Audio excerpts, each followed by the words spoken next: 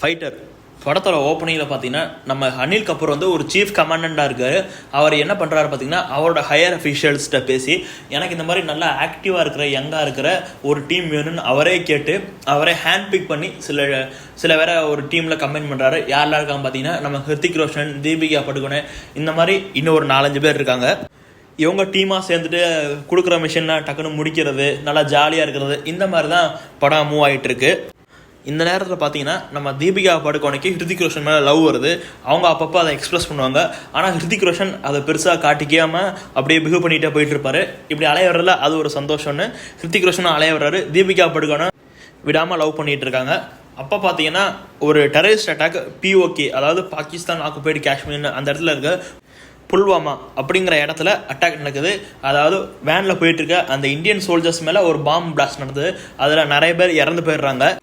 இதுக்கு காரணம் பாகிஸ்தான் ஆர்மின்னு நினச்சி நம்ம ஹீரோ அவங்க டீம் எல்லாருமே ஃபைட்டர் ஜெட் எடுத்துகிட்டு போய் அங்கே போய் அட்டாக் பண்ணுறாங்க. அங்கே அட்டாக் பண்ணி நம்ம எதிரியை வந்து கொண்டுட்டோங்கிற நிம்மதியோட திருப்பி வந்தாங்க.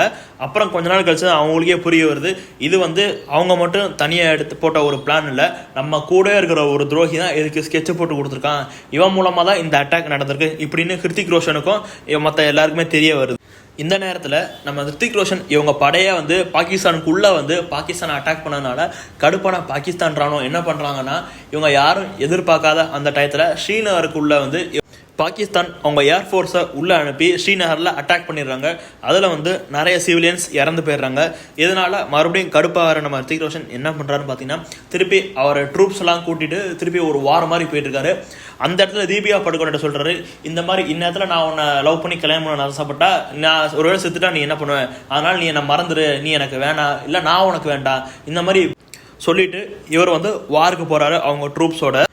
அங்கே போய் மிகப்பெரிய அட்டாக் நடத்தி முடிச்சுட்டு திருப்பி இந்தியாவுக்குள்ளே வராரு ஹிருத்திக் ரோஷன். அப்போ தான் அவருக்கு மிகப்பெரிய ஷாக்கிங் நியூஸ் ஒன்று கிடைக்கிது. அதாவது காட்டி கொடுத்தது வேற யாரும் இல்லை, அவங்க ஆஃபீஸர் அனில் கபூர், இப்படி அவங்க தான்ன்ற உண்மை ஹிருத்திக் ரோஷனுக்கு தெரிய வருது. தான் தான் இந்த பண்ணோன்னு ஹிருத்திக் ரோஷன் கண்டுபிடிச்சிட்டாருன்னு தெரிஞ்சுட்டு அனில் கபூர் என்ன பிளான் பண்ணுறாருன்னு பார்த்தீங்கன்னா, எப்படியாவது இவனை வந்து ஏர்ஃபோர்ஸ்லேருந்து பிளாக் மார்க் இவனுக்குள்ளே வச்சு தூக்கிடணும்னு அப்படின்னு நிறைய வேலை பார்க்குறாரு. அப்புறம் நம்ம ஹிருத்திக் ரோஷன் சிஸ்டத்துலேருந்து அனில் கபூர் வந்து பாகிஸ்தான் ஆர்மிக்கு வந்து ஒரு நியூஸ் அனுப்புறாரு. அது எப்படின்னா, ஹிருத்திக் ரோஷன் தான் உளவாளி, அந்த மாதிரி செட்டப் பண்ணி ஒரு மெயிலில் போடுறாரு. இதை கண்டுபிடிச்சா நம்ம சைபர் செக்யூரிட்டி, சரி இவன் தான் இந்த தேச துரோகி போல, ஹிருத்திக் ரோஷன் தான் இவ்வளோ வேலையை பார்த்துருக்கான் அப்படின்னு நினச்சி ஹிருத்திக் ரோஷனை சஸ்பெண்ட் பண்ணிடுறாங்க. இது கேட்டு ஷாக்கான நம்ம ஹிருத்திக் ரோஷன், இதை நான் பண்ணல, இது யார் பண்ணாங்க, கண்டிப்பாக நான் அவங்களுக்கு நிரூபிக்காம விட மாட்டேன் அப்படின்னு சொல்லி கடைசியில் வந்து நிரூபிக்கிறாரு.